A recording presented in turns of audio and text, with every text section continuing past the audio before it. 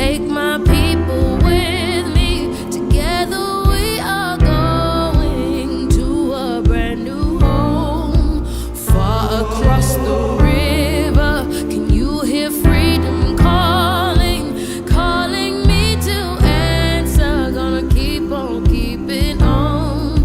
I can feel it in my bones. Good evening.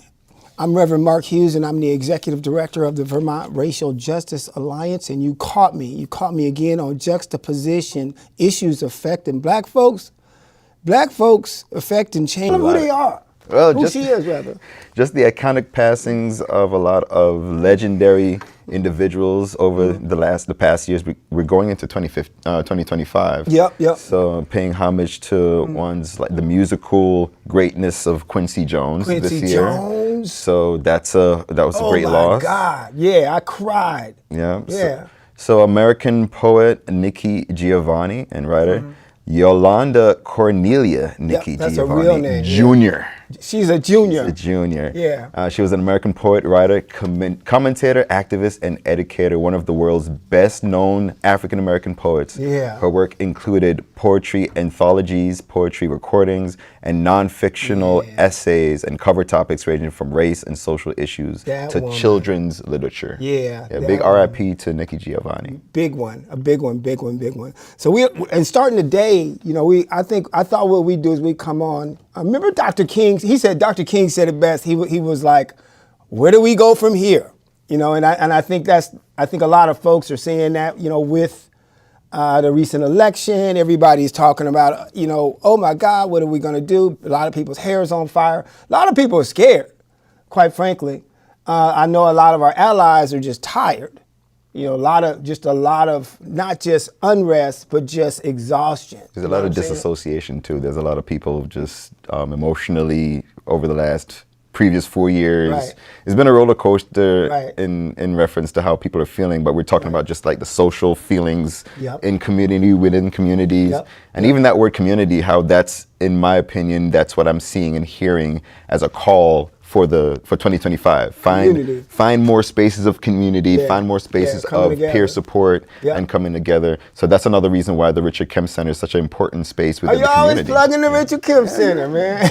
Shout out to the legacy of Richard Kemp, and even in this space, and how he occupied the resources here at CCTV, and even his legacy continuing. Just this another iconic thing to know about that a lot of people don't know about Vermont, specifically in Burlington, Vermont. Yeah, y'all can go to the archives. Go to the archives and take a look at Near and Far. That's who Richard Kemp was. Near and Far, I think, was the program. But I'm just thinking about where we are. What is our current state? Because I know what we normally do is on the first Saturday. This is for y'all on the first Saturday of every month at 4 p.m. in the Richard Kemp Center. We do community health and wellness discussions. First Saturday, every first Saturday at 4 p.m. And what came out of those discussions this last week, we were just talking about, okay, well, what is our current state? What are some of the narratives that we're trying to work through? What are some of the narratives that we're working through? And also, then again, what can we project based upon what's been telegraphed, what's been put out there, what we're on trajectory for? Because we've got to take a closer look at where we are so we can understand where we're going. Wouldn't you say? I agree. A lot of the sub themes or the social sub themes or speaking points. I guess what the political language that is being used, that was used over the past couple of weeks, that bubbled up into this one moment, the election season. That cycle is very traumatic. I just remember just waiting for it to be done with. Get it over with. Your TV channels are filled with nothing but back and forth politically, and it's telling that you only see that. And you can trace that, you can actually tell that, you can see those moments. Everyone kind of has a connection toward that.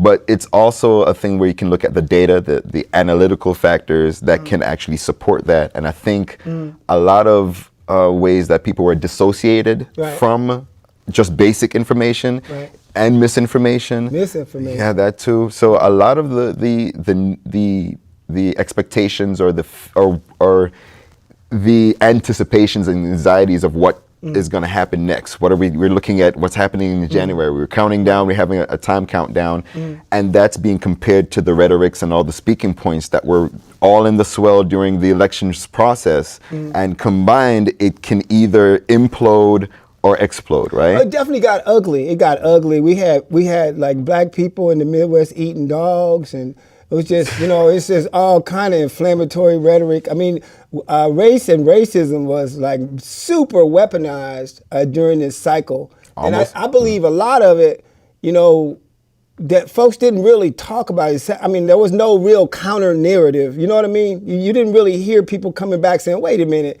you can't do that. You can't say that. That's not a hard time to fact check. I think the not even fact checking. It's not even, because really what was happening is when you say something ridiculous, and it's not that it's not true, it's that it's racially inflammatory and it's insulting and it's offensive. That's really that's the counter narrative. You know what I mean? I don't think we were getting that kind of pushback during the cycle. What you think?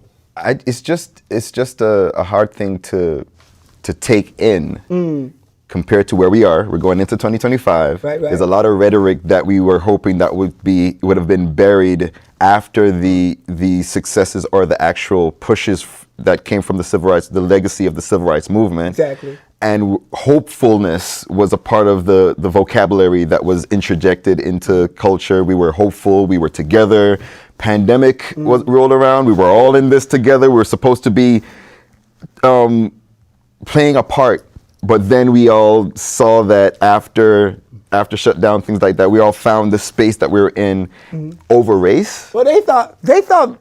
I believe that a lot of folks thought we could just be nice. That we could just ignore the racially inflammatory rhetoric, the deeply offensive and the inciting rhetoric, the rhetoric that is actually fear mongering, and it's one of those things where it's grievance breeding rhetoric, and it works like a charm.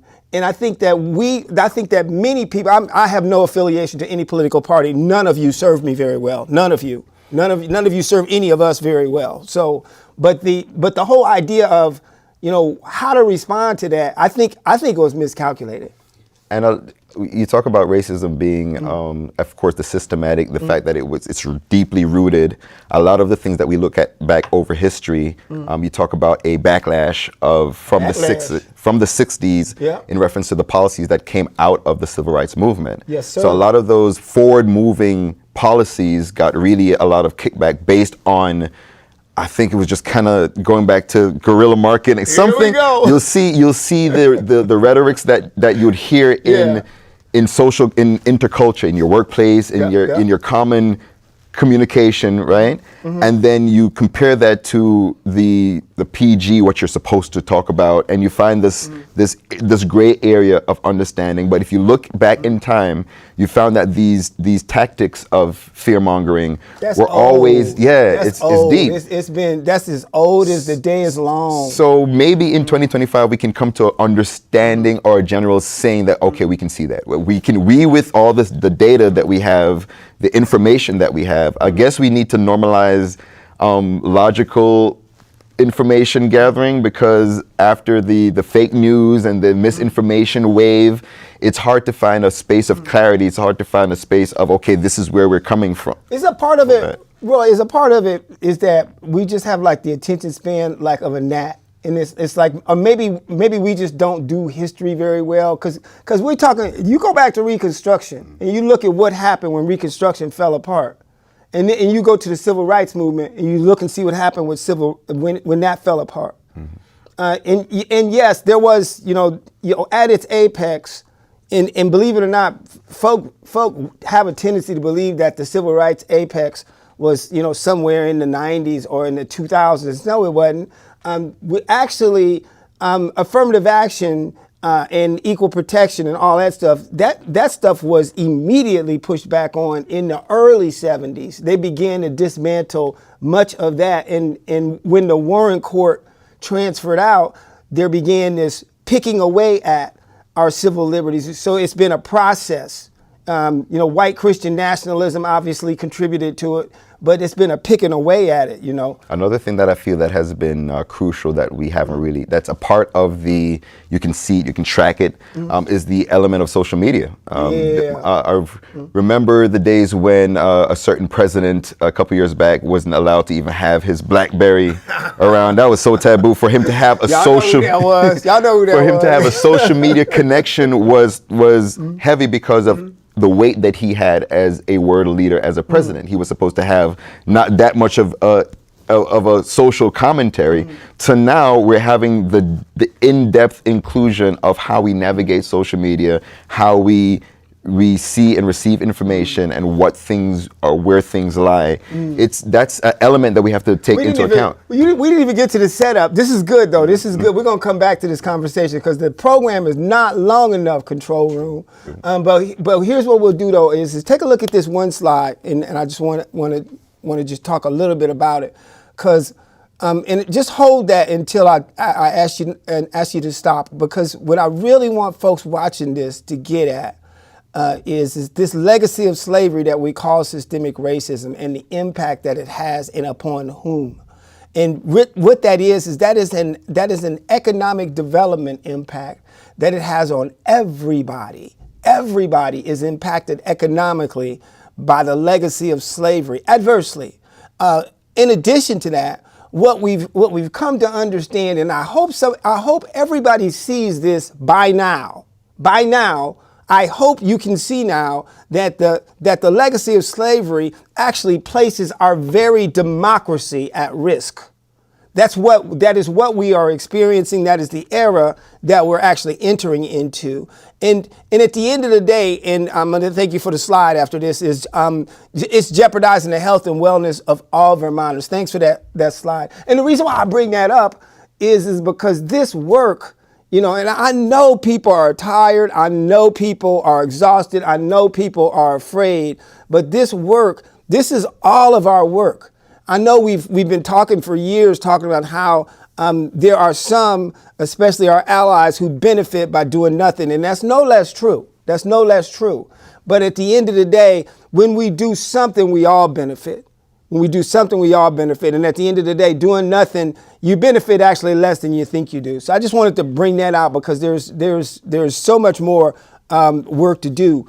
And, it's on a political and economic divide. I want to talk a little bit, though, before we get off, because narrative is something that you and I have been talking a lot about. Yeah, over at the Richard Kim Center, we have a lot of deep conversations narrative about that. Yeah. And just, kind of what is out there, what's in the ether, what's in the air, what are people hearing, what are people talking about, what are people saying, what is the narrative, what is the predominant narrative that's out there. And some of the things that as I'm just reflecting, I'm thinking about this full onslaught, and it was so skillful and very strategic attack from the right, and even from the moderates. They were convinced that progressivism and liberalism was very, very harmful, and that what it did is it really hurt us, if not destroyed us as a nation. And there's a whole lot of language behind that.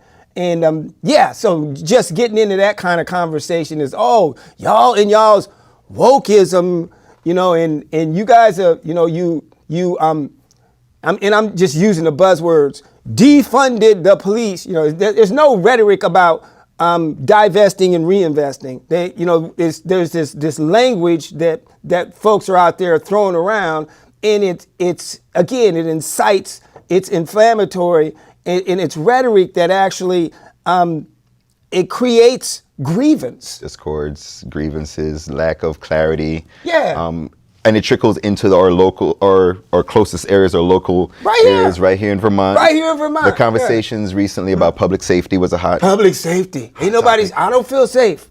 And especially around the city of Burlington, that's around those who own homes, homeowners and business owners gave great opinions opinionated statements about how they felt and their concerns. I ain't scared to talk about nobody, but here's the thing: I'd rather talk about the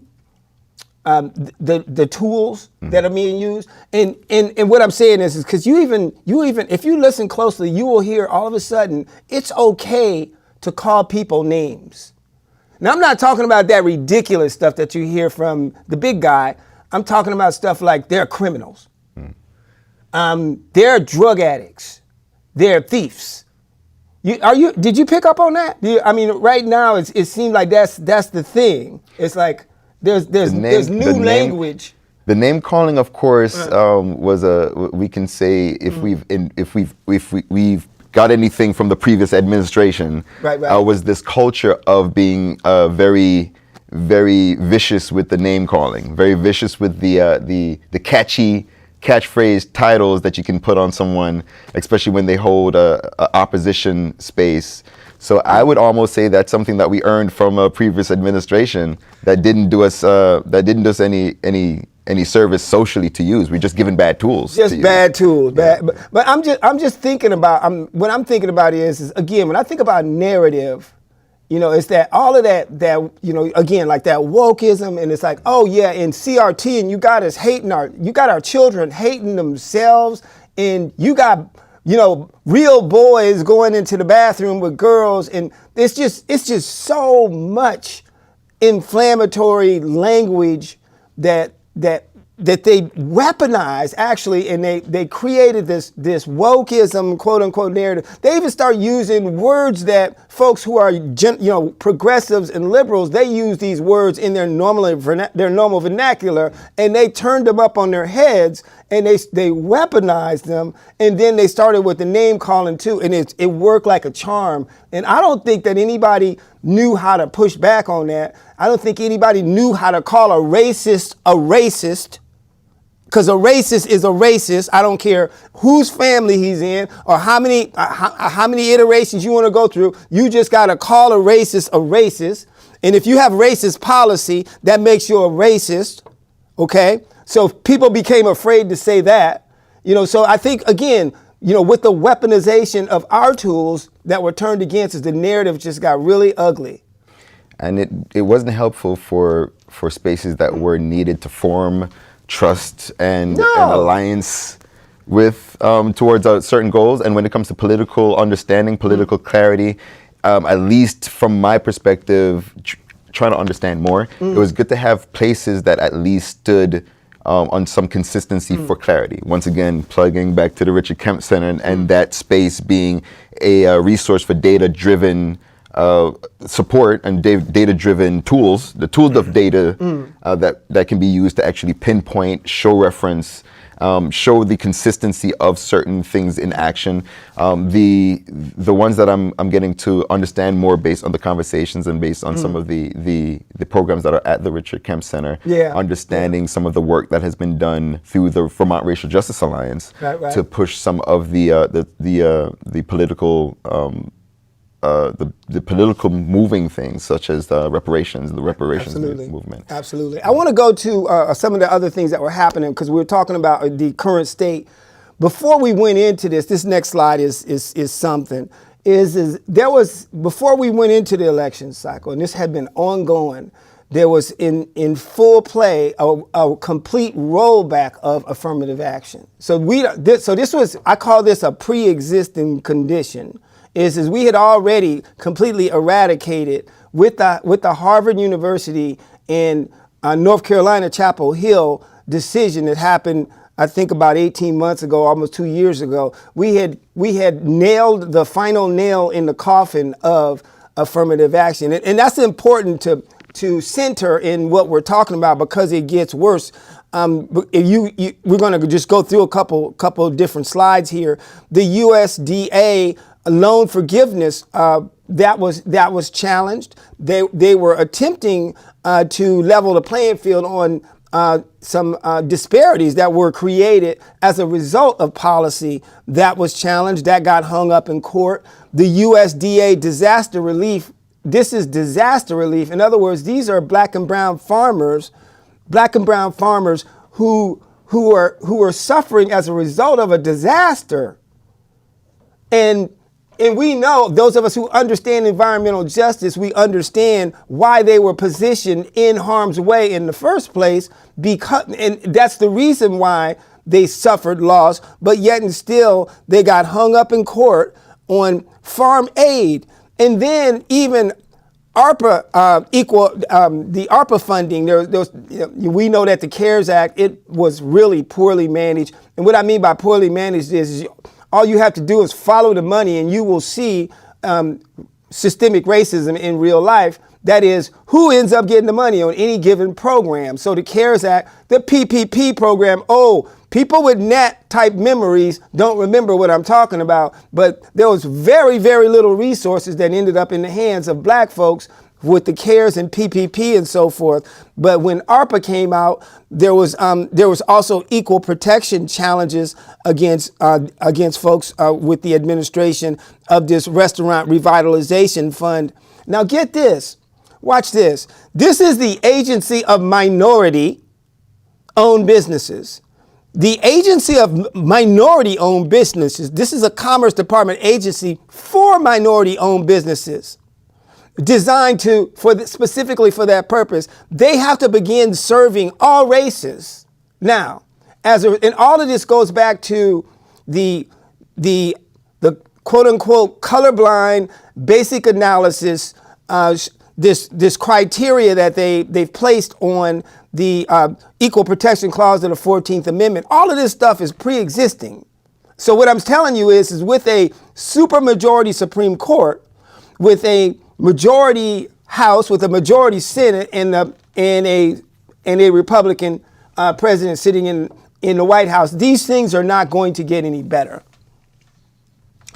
One of the things that I wanted to throw at you here towards the end, and I didn't come to like be the bearer of bad news, but we got to have a sober analysis of what it is that we're talking about, so we can talk about where it is that we're going, so we can justify why we're doing what we're doing, so we can prioritize the things that we are doing, so we can do some additional things that maybe we didn't know were necessary. But DEI implications. DEI has become a bad word. In fact, it has been weaponized. This is another one of those terms that has been essentially hijacked and weaponized. But what we see is that there are states across the country that are targeting DEI. All across the country, targeting DEI programs. They're passing legislation and they're upending all types of DEI efforts all across the United States. As a matter of fact, Walmart, Ford Motor Company, Harley-Davidson, John Deere, Caterpillar, Tractor Supply, Lowe's, Molson Coors, Brown-Forman, to name some of the few, folks, these are corporations that have literally rolled back their DEI programs. So it's on like popcorn right now, and this is what we have to consider as we do the analysis and we begin to talk about how do we go about protecting ourselves and the other vulnerable, or I should say the underserved communities. Your thoughts? Do you think it goes back to the Poor People's Campaign movements that was very? Don't it seem like it? And isn't it iconic that at the height of that initiative of clarity, it was the pushback for that? There's a lot of deep uncovering that we need to do as a nation, but in our own collective spaces, how some of these elements that were very useful for economic development and growth that included not only the Black and brown community, but the underserved, the classism.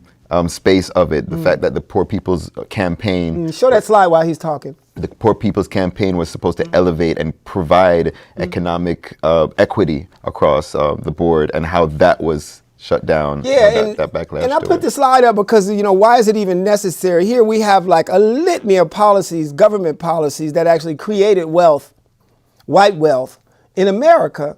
And what we're finding is because of that Equal Protection Clause, thank you for that slide, because of that Equal Protection Clause, we know, because the way that the Supreme Court is interpreting it, colorblind, the Equal Protection Clause, what we're having is we're having challenges getting policy through that actually addresses that. But yeah, I think the Poor People's Campaign, perfect example of some of the work that was done in the late 60s, and then with Reverend William Barber.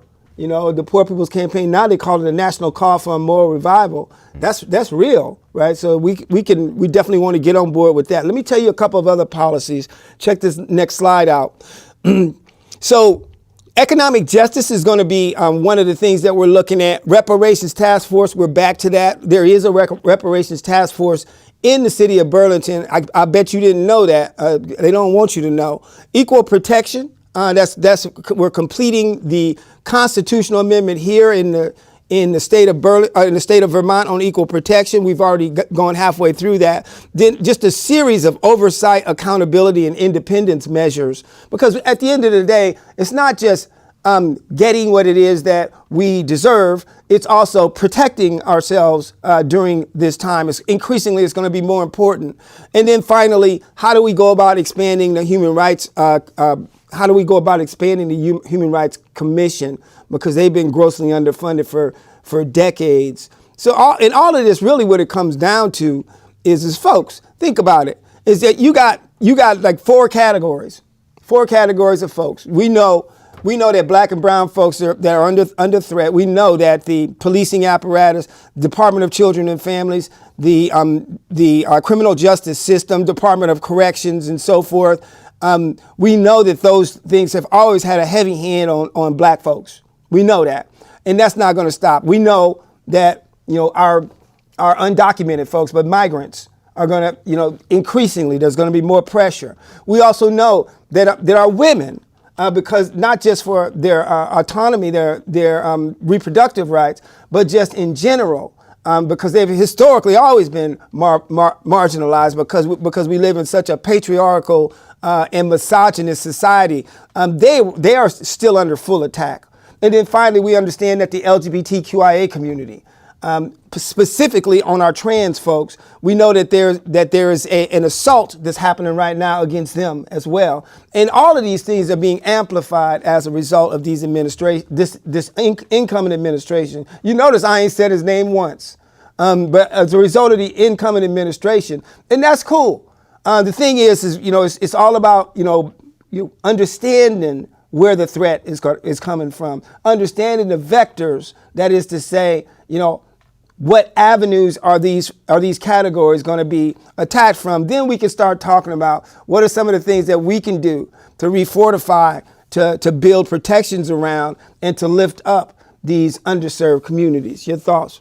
I like the fact that we'll be able to rally around, or my hopefulness into 2025, spaces that could provide safe spaces of discourse. For the information. Absolutely. We're going to need to unpack a lot of this. We're going to need to have difficult yet encouraging. I think the word is brave spaces. I think brave spaces. We're going to have some tough conversations with our allies, with one another. Every place where we've been divided, we're going to have those conversations because there has been a wedge placed between many of us in many of our communities. So I'm going to call folks out. I'm calling folks out. I'm calling folks in. And that's going to be Thursday of this upcoming week. I don't know what day Thursday is, but it is the third Thursday. Look at your calendar and tell me what that is.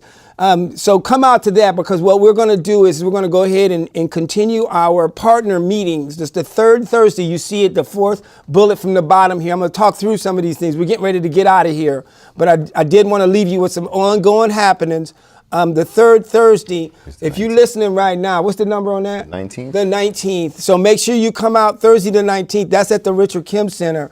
And we want all cross sections. I don't care if you white, black, red, yellow, green, rich, poor, old, young, ugly, cute. I don't care. So come on out. That's the Richard Kim Center, the 19th. I want to alert you to a couple of other things. We've been rolling with Equity Matters. I'm going to put a pause on that starting at the beginning of the year. We're going to shift that around because of my roles at the Veterans of Foreign Wars, and I want to make sure that we come back to that, but we will continue that series at Fletcher Free Library. Just stay tuned. I'll be here to tell you more about it next month. I want to point out 3 working groups that we have in play One is economic justice, one is reparations, and the other one is equal protection. You'll see that they're on the first Wednesdays, the second Monday, and the fourth Thursdays, respectively. So come out to the Richard Kemp Center and get involved in that work. We're exploring. We're also developing mitigating strategies. We're developing not just policy, statewide policy, but also community and grassroots-oriented programs surrounding economic justice, reparations, and equal protection. Don't forget about First Friday, where we get out and we just do some stuff and have a good time. We just come and hang out, spend some time together. Those are spaces where we can get together and rap, have some conversations. I told you at the top of this hour that there's discussions on health and wellness on the first Saturday of every month from 4 to 6. We want to get you out. And that same Saturday, that there is a legal clinic. Legal clinics are going to be, that's going to be the jam. They're going to start becoming increasingly more important because we've got to lay some protections down for some folks. And when you start talking about oversight, accountability, when you have legal systems, they're not always providing us equitable outcomes.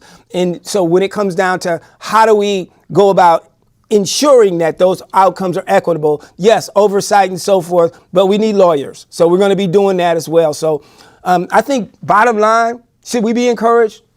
I really think hopefulness and a positive attitude is always great. It's always great to be paired with a trusting space for clarity. Mm-hmm. So we should be encouraged, but we should always challenge for clarity, challenge for at least transparency. I believe we should also. I mean, don't get it twisted. I think a reasonable amount of apprehension and just suspicion is warranted. I mean, it's okay. It's a new day. It's a new world. I get it. And also, being tired, it's okay to be tired. Get some rest. I think we need to encourage one another like that. And I'm encouraging you too, is if you're tired, get some rest. I mean, don't go to sleep and be out like, what's his name? The guy that woke up and it was some years later. About that guy named too, the you know, the dude, the fairy tale, whatever. To those who know. Yeah. Shout out to those who know. Don't be like that. Wake up, come on and get back to work. The other thing too is you're afraid, and that's cool. It's okay to be afraid. I mean, that as black folks walking around today, don't tell me about being afraid. Okay, all of us at some point or another, we have to be able to lean into what we're experiencing. Everything is not for everybody. I get that, but I do want folks to know and understand that a lot of times that fear is because of isolation.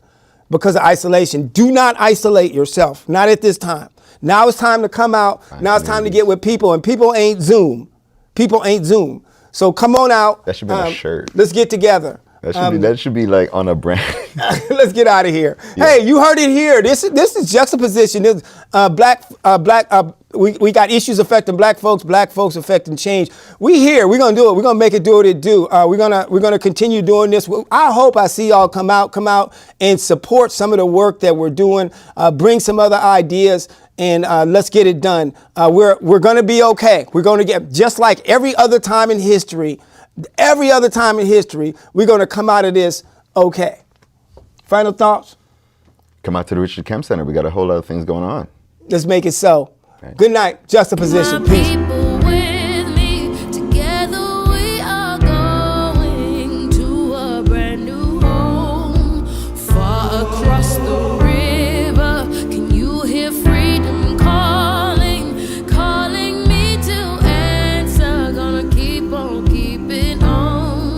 Can feel it in my bones.